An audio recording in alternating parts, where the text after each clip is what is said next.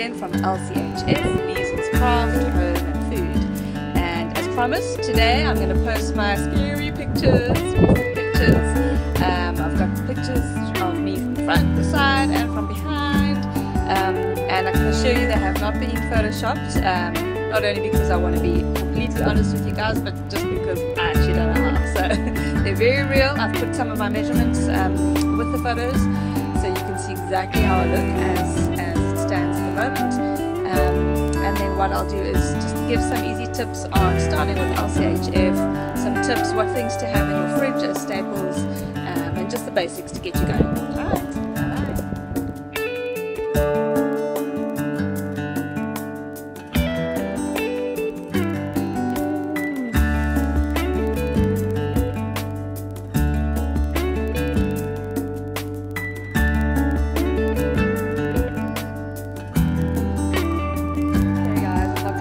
That took a bit of guts to show you those pictures, particularly the rear view one. It's not my favorite, but look, we got to start somewhere, so yeah, that's me. Any case, LCHF, look, it's been going around for a while now, Banting Tim Noakes diet. Just to break it down to the basics, it's low carb, high fat. It sounds quite self-explanatory, but it's not no carbs, so you're not having no carbs, but it's very minimal carbs, and the carbs that you're getting are coming from certain vegetables and fruits, and a bit of dairy in that, and the fat you're getting is coming from good fats, which could also be a bit ambiguous, but for our purposes, good fat is butter, real butter, fat from meat, chicken skin, pork rind, what else? Oils like coconut oil. What it's not coming is from like artificial fats. So definitely no margarine. That's like a total no-no. That's like high in trans fatty acids. Definitely no sunflower oil, no. Not even grapeseed oil, because these are very high in polyunsaturated fats, and yes, we know that these are good for us, but it's too much, and too much of that causes inflammation in the vessels, and that's what gives us cardiovascular disease. Everyone's blaming the cholesterol, but it's the narrowing of the vessels, which is from sugar, from inflammation, and from high polyunsaturated fat. So good fat, cream, butter, coconut oil, olive oil is okay.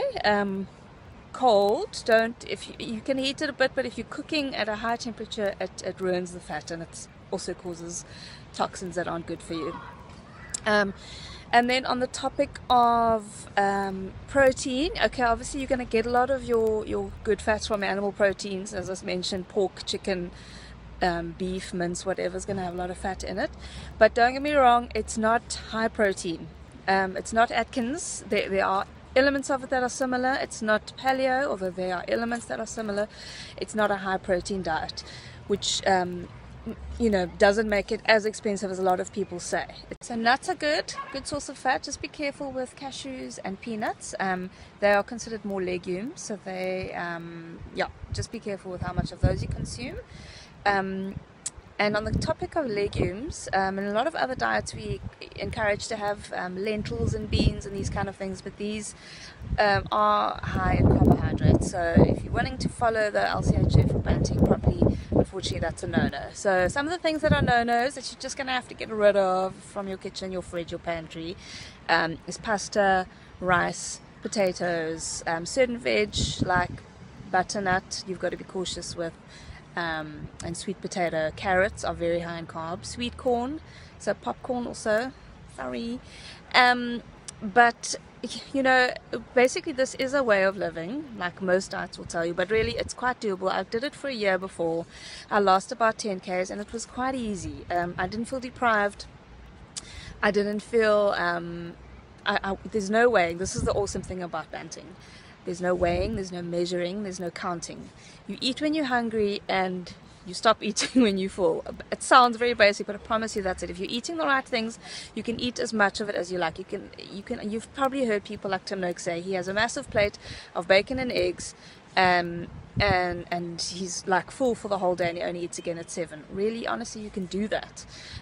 We have cream in our fridge like all the time. We buy the liters of cream.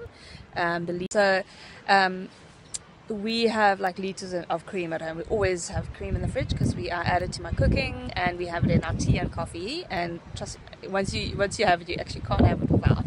You get so used to it, and it keeps you feeling fuller. So really, Banting is it does work, but you've got to stick to it. You can't decide to do it for a while, lose the weight, and then start reintroducing a bit of carb. It just doesn't work. I've tried it. The proof is, you've seen those pictures. Scary.